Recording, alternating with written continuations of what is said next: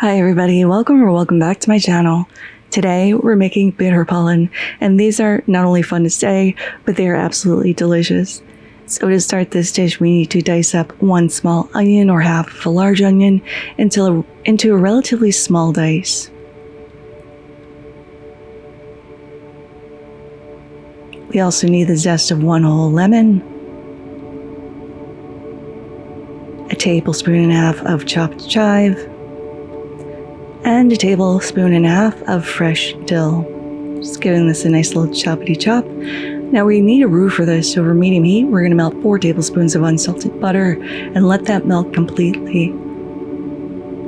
Then we're going to slowly add in a half of a cup of all-purpose flour, and I like to do this in parts, just adding a little bit, whisking thoroughly to make sure there are no lumps before adding the next little bit of flour.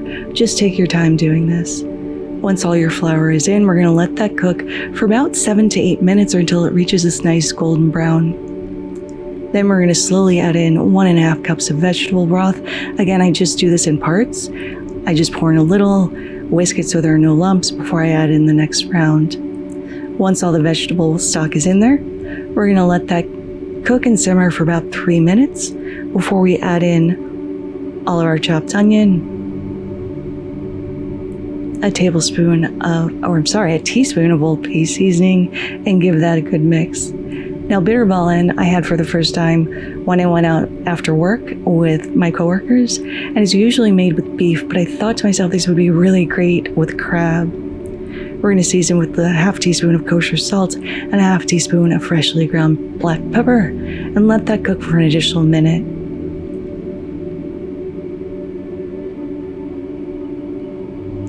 Now we're going to transfer this over into a container that has a lid and add in all our lemon zest, chive, and dill, and give this a really good thorough mix. This is also going to help cool down the roux. And now we're going to add in our crab meat. I have a pound of jumbo lump crab meat here, and I used a little under a pound. And I know crab meat is super expensive right now, but this is definitely worth it. We're going to gently fold this in because we don't want to break up any of this gorgeous crab meat. So just be gentle and fold that in until it's thoroughly combined. Then we're going to bring this to room temperature, pop the lid on it, and let this set up in the fridge for a minimum of 4 hours up to overnight. I left mine in overnight.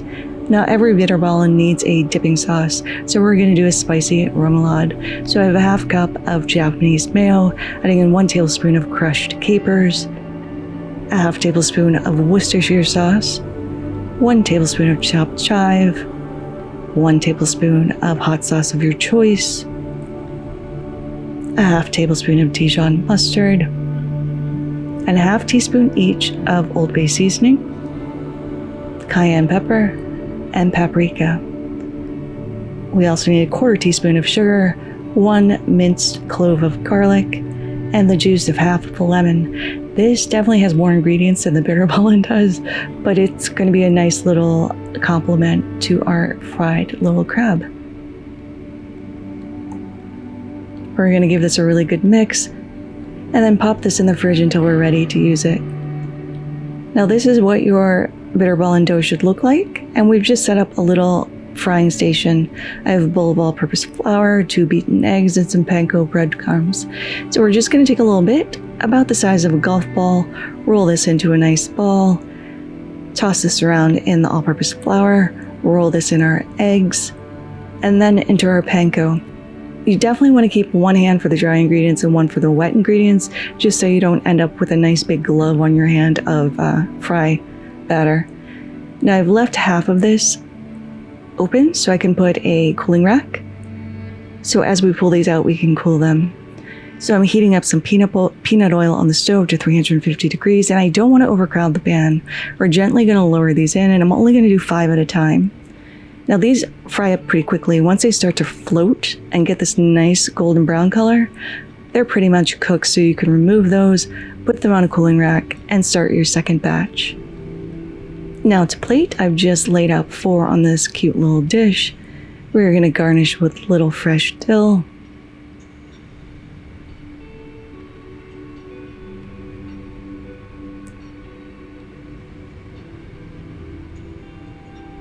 I've placed some of our dipping sauce into a dipping bowl.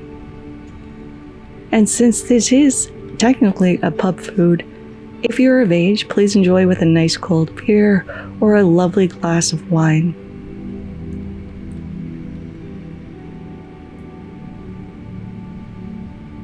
I have made a large mess, so let me clean this up before we taste. These are light and airy and crispy. You can see all the steam rising out of this. These are best served straight out of the fryer. Let's give it a taste without anything first. The inside of this is so luscious, silky, and creamy because of that roux that we created. The outside is this tiny little shell of crispy goodness. The remoulade is spicy, creamy, and the perfect complement to this tasty little snack food. You can definitely taste the crab coming through. The lemon zest that we put in there heightens all of the flavors in this. This is absolutely 100% delicious, and I really do hope you try to make this. But there they are, crab bitterballen. Thank you so much for watching. If you liked this video, give it a like. If you loved it, please consider subscribing and hitting that notification bell because I put out new videos every Thursday. Thank you for spending some time with me, and until next time, happy cooking.